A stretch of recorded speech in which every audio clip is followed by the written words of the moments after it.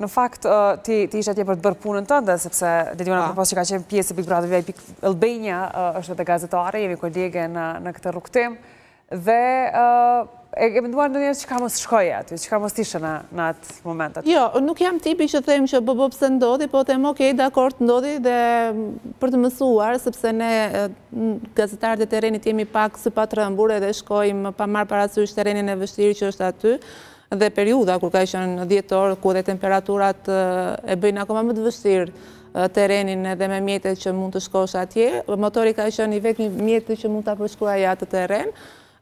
Fatmirësisht ka ndodhur në rrugë të mirë dhe jo pa mbritur në bjeshk, sepse thash që terreni vështirë e bën të dhe më të vështirë për të mbërritur ndihma e parë dhe ndoshta dhe pasoja do ishin fatale dhe them faleminderit Zot që ndodhi aty dhe ndonjëherë më mirë që ndodhin që vëmend.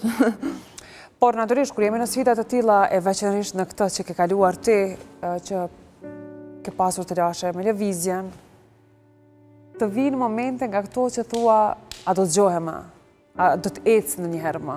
Sa herë ke venduar, Ledion? Kjo ka qenë pyetja që unë i bëja vetes dhe i lutesha Zotit në momente që jam rrëzuar, sepse më ka paniku pasi nuk i ndjeja këmbët. Dhe pyetja ishte a do të çohem në këmbë, por fatmirësisht, pas një periudhe të gjatë regjim shtrati dhe në kujdesin e mjekëve, ka mundur që të ecë sërish, nuk kam pasur fatmirësisht dhe me të madhin Zot që nuk kam pasur dëmtim serios në shtyllën kurrizore, kaloj.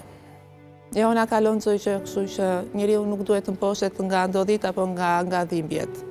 Por do të shtylla kurrizore është ndër pjesët më të ndihshme të trupit njeriut.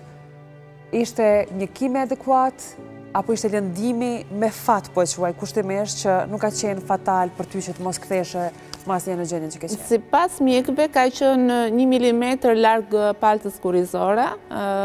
Nëse do të kishte ndodhur që shqyr Zotit jo, do kishte ndërhyrje dhe atëherë mund të kisha rrezikshmëri për sa i përket ecjes, por fatmirësisht nuk ka ndodhur ajo gjë.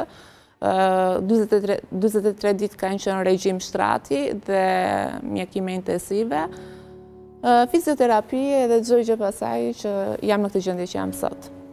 Duke e ditur që ngjarja ka ndodhur në 10 orë dhe po shoh edhe pemën e vitit 3 aty. E bënte më të trisht. E bënte më të trisht situatë. Po.